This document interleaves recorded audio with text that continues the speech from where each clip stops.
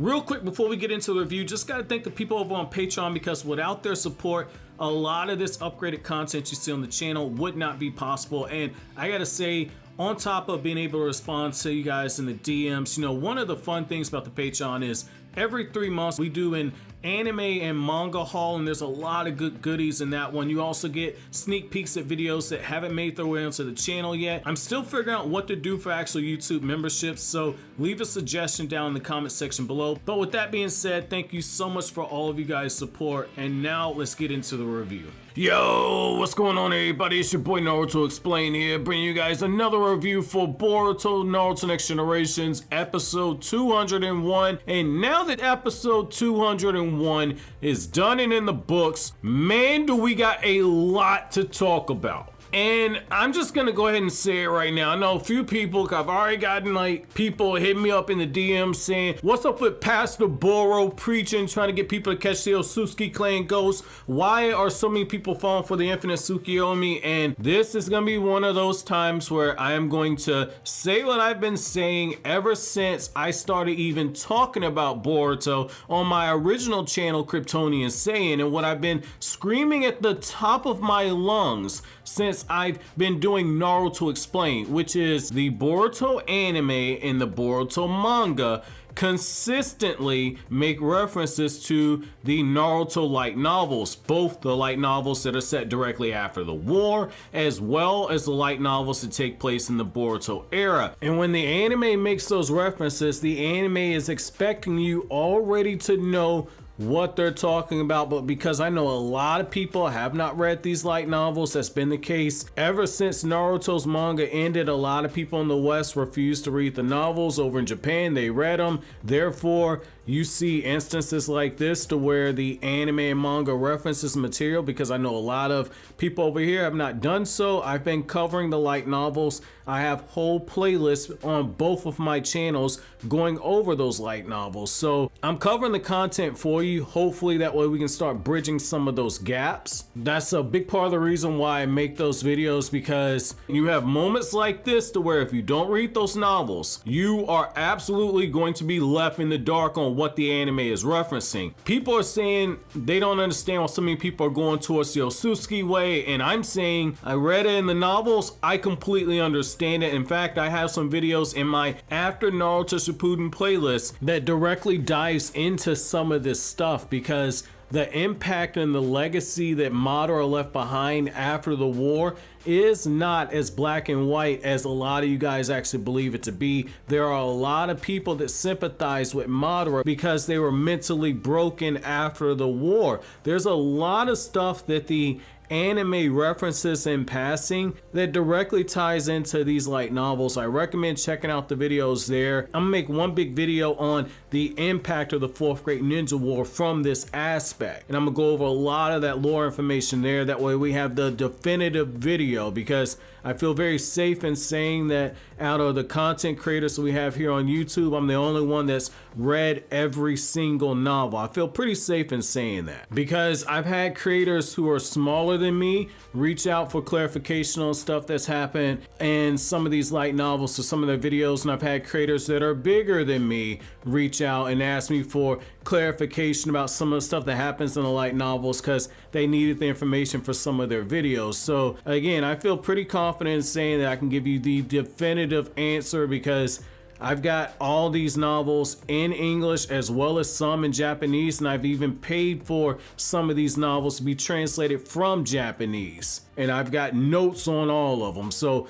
really big video, just sit tight on that because I'm still scripting it. Now that I've kind of cleared that up, I want to kind of jump back a second, and I want to start talking to you guys about the interaction with Kawaki and Kurama, because I definitely think that this is one of those times where I know some people are saying, why didn't Boruto get this treatment? Essentially, Boruto got a lot of this off screen. I know a lot of people wanted to actually see it, but I thought actually having Kawaki be given a in-depth sit down by Kurama, I thought that was very nice. Like, if I'm not mistaken, I want to believe there was a couple of scenes that were actually added in this flashback, but what I do remember is that this was done in the manga, and this was actually done very well in the manga. This is one of the few times I didn't actually go balls deep in kind of critiquing the manga, so I thought that this was a nice adaptation right here. What I really like in this moment is that Kawaki's looking over at Kurama and he's like, oh my god, I see a ghost! And even Kurama kind of pokes fun at it and says like, yeah, you know, hey, I'm probably what you would think of as a yokai. It's funny how my life has turned out. I went from being a big badass to essentially, he's sitting there saying, I went from a big badass to Naruto keeps me on a leash and every now and then he lets me come out to play. Like, that is freaking crazy, just, you know, seeing Kurama's arc at this point and seeing Kurama just sitting up there floating over Naruto, being protective, looking over Naruto while he sleeps and actually cracking a smile at times. Like, you just look at all that, and you know, if you read the Naruto manga, I know a lot of you guys watch the anime, so you've seen, you know, Naruto struggle, man, and it's just like, to see that their characters have gone this far away, that was wow. That was a big payoff right there to actually see that, because it just hits you in this moment that, you know, when Kurama's telling Kawaki like, look, I've watched Naruto change, I've watched Naruto actually fill himself up. It's just like, yo, Kurama was there for everything. Kurama watched Naruto get married, create a family, raise a family, become the Hokage. Kurama's seen everything. He even, you know, brings up the whole thing with the swing, and you know, in that moment, you know, between that and the swing reference, you got Kawaki sitting up there remembering how the shinobi police were attacking Kawaki and they were scared of him. They were calling him a monster, and you know, Kawaki's realizing that like, hey, a lot of stuff that Naruto told me, Naruto went through a lot of this stuff himself, and it's one of those things to where it kind of goes back to what I've said before. The difference between a good writer and a great writer is that a great writer finds ways to develop a character who's already been developed without actually having to put that character through yet another arc. The way you show extra development in the character is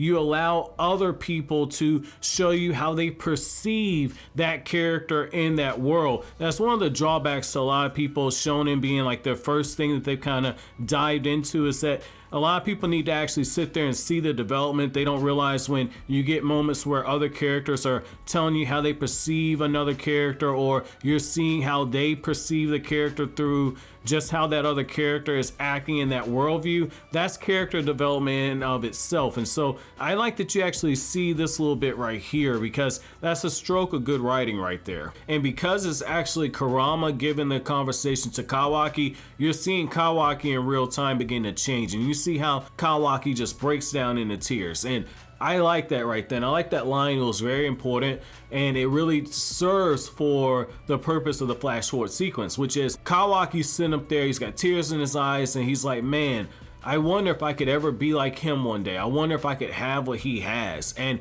the reason why I say that this really sets up the flash forward sequence is a few people have always said this. At least once a week I get this comment, which is, I don't really care about Kawaki anymore because I already know he's gonna blow up the village and he looks like he's the bad guy and Naruto's gone. That's the whole purpose of the flash forward sequence. The flash forward sequence is meant to tease the events that are coming, and then via the flashback that is essentially you going through the actual plot, chapters 1 all the way up to what this episode here covered, which is chapter 34 and part of chapter 35. Essentially, it's meant to build you up to that moment. You're supposed to be wondering and asking yourself, how did things get this bad? And that's part of why Kawaki's character has resonated with so many people, is because you see that this is a character that genuinely loves Naruto and he's genuinely growing to love Konoha. And so you're starting to wonder what caused the break with Boruto and Kawaki. They seem like they're so close. what caused the snap where Kawaki turned on Naruto, what caused potentially Kawaki to destroy the village. That's the whole purpose of building anticipation. That's why you do a flash forward sequence in this manner. Again,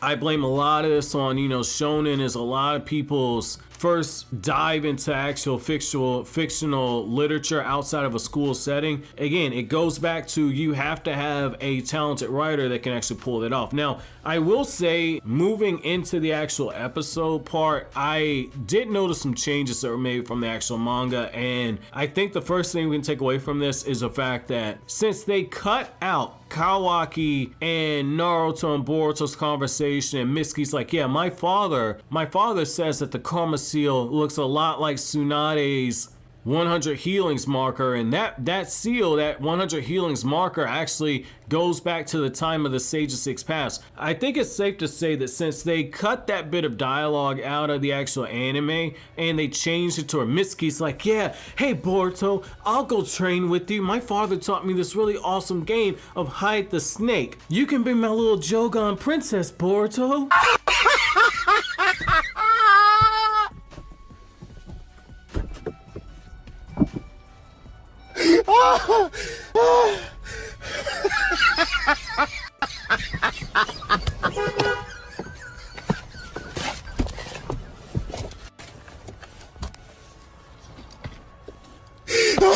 Like, the fact is that even though they changed it to where they're going out and they're supposedly training, what that tells me is that they're never going to cover that in the manga. They're never going to cover the whole Tsunade conversation and the idea that the Byakugo seal and the Karma seal are connected to one another. That's just going to be a drop subplot at this point because the anime purposely cut that out. It transitions very smoothly. Like, the whole dialogue, everything was changed. If you're an anime only fan, you didn't look at that scene and say, wait a second, I think something's missing. You just completely rolled with it. And it's the same thing with Sarada's Chidori training. Adding in a little bit of those extra details is gonna build up very nicely for when Sarada actually whips out the Chidori in battle in the major fight that is coming up. So I think the anime, even though it's kind of changed some things around and moved some stuff, I think the anime has actually done a pretty half decent job because we actually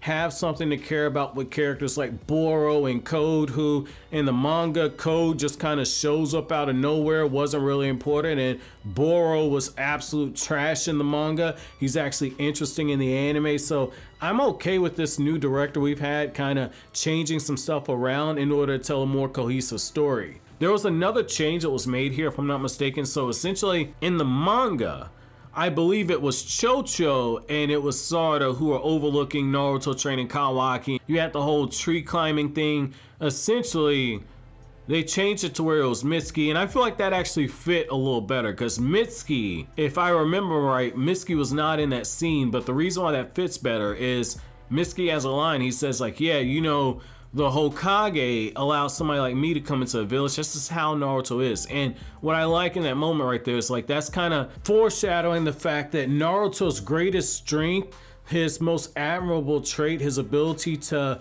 welcome others and see the best in others and want to help everybody, is ultimately one of the things that is going to be his downfall, because we all know where the Naruto and Kawaki story actually ends up based on that flash forward sequence. So it's a little bit of beautiful irony. This is also another bit of good writing here, because this is where we as the audience know information that the actual members in the story don't actually know, and so that's another backdoor way of creating tension. Now, another thing I thought was interesting is that they also cut out the Shikadai, I believe it's Shikadai and Inojin, who were having a conversation where they're essentially talking about how their parents have conflicting views of whether or not to actually trust Kawaki, and you actually see that conversation play out with their actual parents, because Shikamaru is talking to Sai and Shikamaru's like, man, I really do not trust this dude. Like, he's giving us all this information and he just happens to confirm who Car's leader is. I don't know whether or not we should trust him so easily. And Sai is also somebody who's been changed by Naruto, just like how Mitsuki was. And Sai's like, I don't know. You know, Naruto trusts him, that's good enough for me. And you know, I made a call on my own.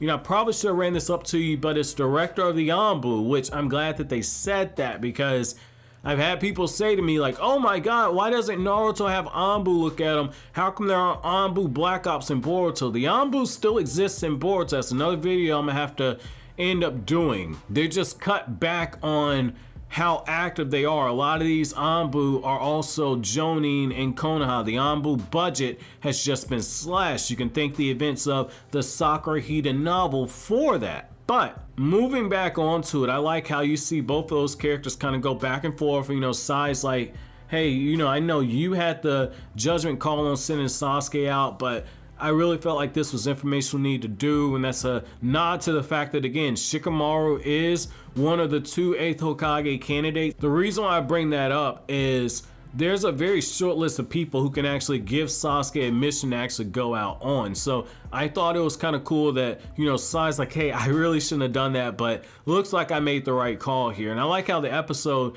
kind of shows you very briefly Sasuke arrives, and I think a few people have actually caught on to the fact that, like, hey, wait a second, like, those are Otsutsuki patterns in the background, and that's the Rennie Sharingan on the dial that Sasuke teleported to. So I feel confident in being able to put Otsutsuki in the actual title here. But, you know, getting in that Otsutsuki dimension right there, I think that that's going to be that moment right there to where a lot of anime only fans are going to be absolutely blown away. And again, this is the discovery Sasuke makes here changes everything. So I like that you see that. And obviously the episode has the whole infinite Tsukiyomi preaching the sermon. So my episode question to you guys, we're gonna keep this one twofold, and we're gonna keep one easy, and we're gonna have one that's a little complicated. So the easy question is, how do you guys feel about Kawaki essentially shedding tears at Naruto's story and being inspired to want to have the things that